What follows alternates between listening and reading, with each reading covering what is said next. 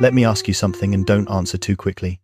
When was the last time you felt truly supported, not helped with a task, not given advice, but emotionally held without having to explain yourself, perform strength, or prove that you deserved it? If you have to pause and think, this conversation is for you.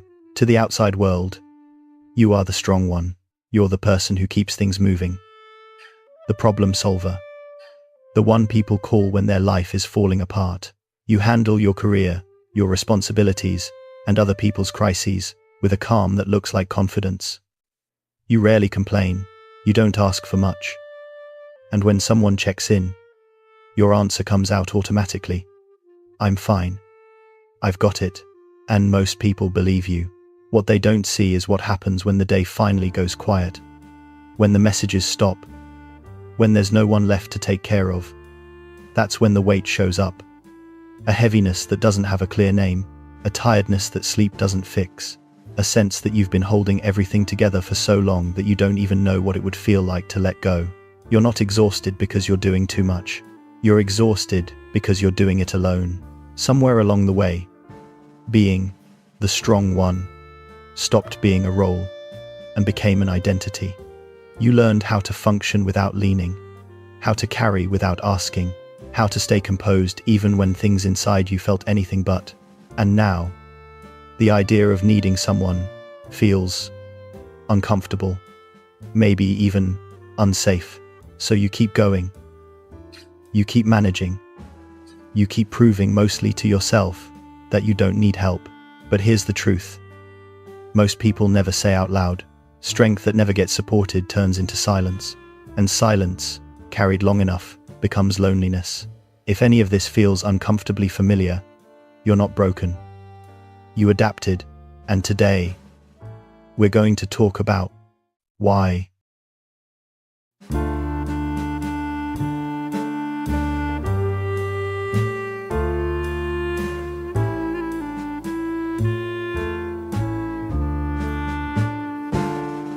On the surface, independence looks the same, no matter where it comes from.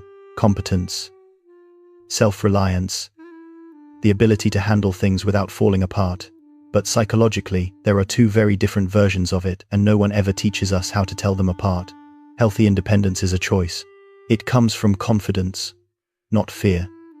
A healthy, independent person knows how to stand on their own and how to lean when needed. They can say, I can handle this, without feeling threatened by the idea of help. Their independence is flexible. It breathes. Hyper-independence doesn't feel like that. Hyper-independence is not a preference, it's a reflex. It's what happens when self-reliance stops being empowering and starts being compulsory. You don't think, I'd rather do this myself. You think, I have to. Because asking for help doesn't feel neutral. It triggers something deeper, tension in your body. A spike of anxiety. A quiet resistance you can't quite explain. Have you ever felt uncomfortable when someone offered to help you, not annoyed, uneasy? Have you ever rejected support even while feeling overwhelmed, then wondered why no one seems to show up for you? That's the difference. Hyper-independence is armor. It's a protective layer built around one core belief. Needing something makes you vulnerable. And vulnerability, to a system that learned the hard way, feels unsafe. So you minimize your needs. You downplay your exhaustion. You tell yourself it's easier not to ask. Not because you're strong, but because somewhere inside, you learned that relying on others comes with a cost. This is where most people get it wrong. They see the capability and assume confidence, but what they're often looking at is fear that learned how to function, and that distinction changes everything. Most people assume that hyper-independence comes from strength, that at some point, you looked at the world and decided you didn't need anyone. But that's not how it actually happens. You didn't wake up one day confident enough to stand alone. You arrived there after learning, repeatedly, that asking didn't work. For a child, needing help is natural. It's biological.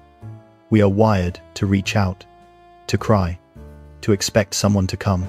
So, when that reaching is met with dismissal, irritation, or silence, something has to change, not in the environment, but inside the child.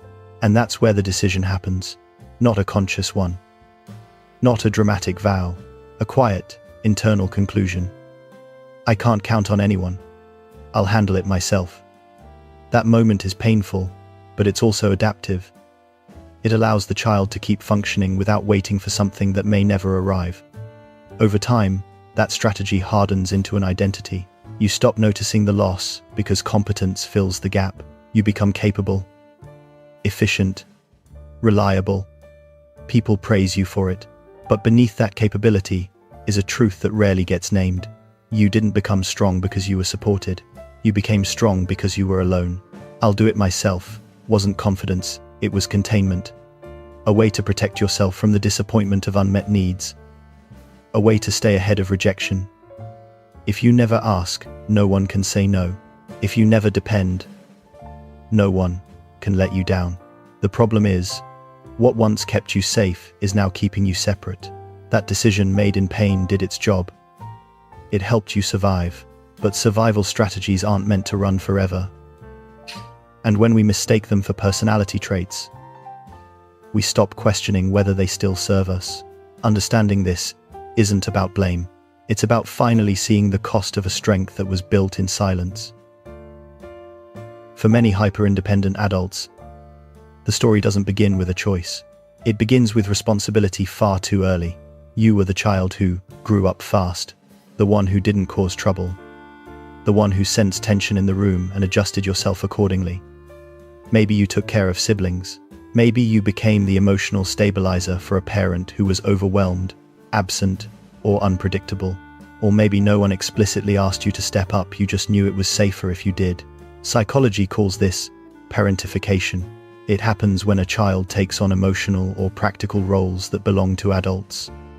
Not because the child is capable, but because the system needs it. From the outside, it looks like maturity. You're praised for being so responsible, so easy, so independent. Inside, though, something else is forming.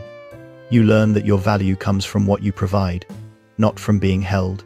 That love arrives when you're useful, calm, and self-contained, not when you're needy. Picture a moment you probably don't think about often, a time you were overwhelmed, scared, or unsure, and decided not to say anything. Not because you didn't feel it, but because experience had already taught you that expressing it wouldn't change the outcome. So you swallowed it. You handled it. You moved on. That's where the pattern locks in. Needing something began to feel dangerous. Dependence felt like regression. And maturity stopped being a developmental stage, it became a survival strategy. As an adult, that same wiring remains. Asking for help doesn't feel like collaboration. It feels like failure. Like becoming that child, again exposed, waiting, and unsure if anyone is coming. So your system does what it learned to do best. It stays ahead. It stays capable. It stays alone. Hyper-independence isn't arrogance. It's the legacy of a childhood where strength was required before it was chosen. Even when you understand where hyper-independence comes from, something strange often remains. You can agree with every word and still feel your body tighten at the idea of asking for help. That's because this response isn't just psychological, it's physiological. For someone with a history of unmet needs, asking for help doesn't register as a simple social exchange. It registers as a threat. The moment you consider relying on someone else, your nervous system reacts automatically. The amygdala, the brain's alarm center, lights up, preparing you for danger. You might notice it in subtle ways. A tightening in your chest, a clenching in your jaw, a sudden urge to say, "Never mind, I'll handle it." This isn't weakness. It's memory. Your body learned, long before language, that depending on others could lead to disappointment, loss of control, or emotional exposure with no protection. So it adapted. Control became safety. Self-sufficiency became regulation. That's why surrender feels unbearable. When you ask for help, you have to wait. You have to trust someone else's timing, competence, and care. For a system wired to stay ahead of risk, that pause feels dangerous, almost intolerable. This is also why receiving can feel harder than giving. Giving keeps you in control. Receiving requires you to stay open without knowing the outcome. Understanding this changes the narrative. You're not resistant to connection because you don't want it. You're resistant because your body learned to associate need with danger. Healing doesn't start by forcing yourself to ask. It starts by recognizing that your system isn't broken, it's been protecting you all along. Hyper-independence doesn't usually show up as conflict in relationships. It shows up as distance. On the surface, you're a good partner. You don't ask for much. You don't create drama. You handle your own problems. You rarely lean too hard. And at first, this feels like stability, maturity, emotional strength. But over time, something subtle begins to shift. When you don't need anything, there's no place for someone else to step in. When you never ask for support, your partner slowly learns that they are not required, not trusted, not essential, and even if they can't articulate it, they feel it. Love, at its core, is an act of care. It's expressed through being needed in small, human ways, listening, helping, showing up when things feel heavy. When you block access to your inner world, you're not protecting yourself from disappointment. You're preventing connection from forming. Many hyper-independent people eventually say the same thing. People always leave. But here's the harder truth, one that hurts to hear, but explains so much. You weren't abandoned. You were unreachable. If you never let someone see your uncertainty, your fear, your moments of, I can't do this alone, they don't get the chance to bond with you at that level. The relationship stays functional, but it never becomes deeply intimate. And when it ends, it confirms the belief you've carried for years. See, I really am on my own. So, what's often missed is that this pattern isn't about emotional coldness. It's about protection. You learned early that needing someone was risky, so you built relationships that don't require it. But love without need isn't safety. It's loneliness with company. Intimacy doesn't come from proving you're fine. It comes from letting someone see where you're not and trusting that they might stay. There's a particular kind of loneliness that doesn't come from being alone. It comes from being the one everyone leans on. If you're hyper-independent, you're often generous with your energy. You show up, you help, you listen, you fix. You're the reliable one, the person others trust to hold things together when they can't. From the outside, it looks like connection. It looks like purpose. Inside, it feels very different, because while people come to you with their problems, few ever sit with yours. Not necessarily because they don't care, but because you've trained them not to. You've taught the world that you're okay, that you don't need much, that you'll handle it, and over time, that creates a quiet resentment. You might catch yourself thinking, why does no one ever help me? Or, why do I always have to be the strong one? What hurts most is that you rarely say these things out loud because asking feels like breaking the role you've perfected.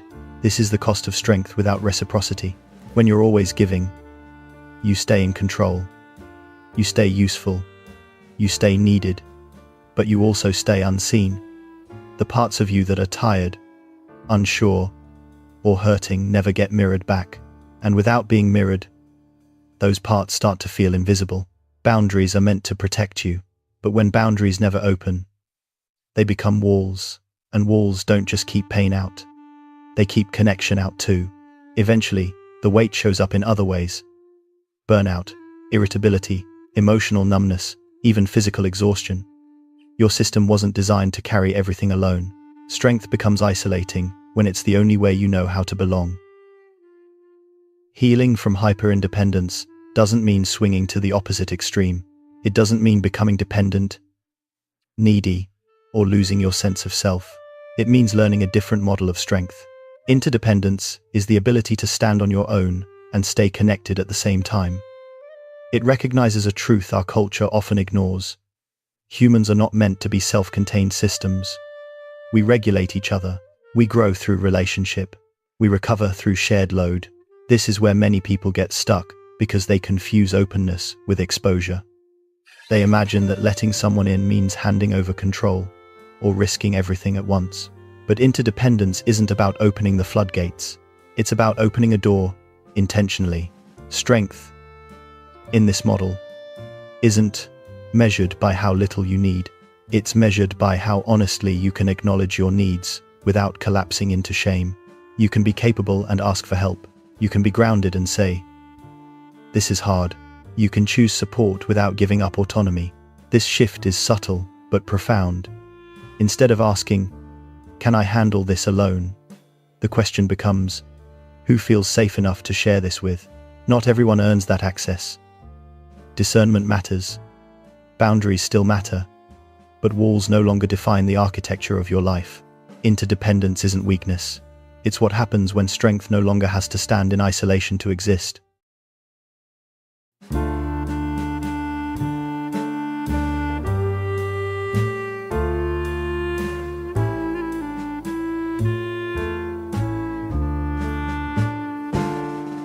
When you begin to loosen hyper-independence, something unexpected often happens. You don't feel relief right away. You feel uneasy. Asking for help, even in small ways, can trigger shame, anxiety, or an immediate urge to take it back. You might think, "Why did I say that?" Or, "I should have just handled it myself." This reaction can be confusing, especially when you know, intellectually, that support is healthy. But this discomfort isn't a sign that you're doing something wrong. It's a sign that your nervous system is learning something new. For a long time, safety meant control. It meant staying ahead of disappointment by not needing anyone. When you start to ask, even for something small, your body reads it as unfamiliar territory, and unfamiliar doesn't feel safe yet. This is why healing has to be gradual. You don't start by sharing your deepest wounds or asking for major support. You start with micro-asks, small, low-risk moments of receiving, letting someone carry a bag, asking for clarification, admitting you're tired without apologizing for it. Each small experience gives your system new data. Nothing bad happened. I wasn't punished. I wasn't abandoned. Over time, those moments accumulate. Safety stops being something you maintain alone and becomes something you can experience with others. Healing doesn't mean forcing yourself to trust. It means allowing trust to build, one tolerable step at a time. You don't have to tear down the walls you built. They protected you when you needed them to. Healing doesn't ask you to become exposed or reckless. It asks for something much smaller and much braver. To lower the drawbridge just a little. To let one safe person see that you're human, that you get tired, that sometimes the weight is too heavy to carry alone. Strength isn't proven by how much you can endure in silence. Real strength shows up when you say, "This is hard for me," and allow yourself to be met there. You don't need to do this perfectly. You don't need to change overnight. One honest moment is enough to begin. If this video helped you recognize yourself even in a small way, consider staying with us. This channel is a space for the quiet patterns people rarely talk about, and the inner experiences that don't always have words. Subscribe if you want more conversations like this, and if you feel able, share in the comments. What is one thing you're carrying right now that you wish you didn't have to hold alone? You don't have to be the strong one here.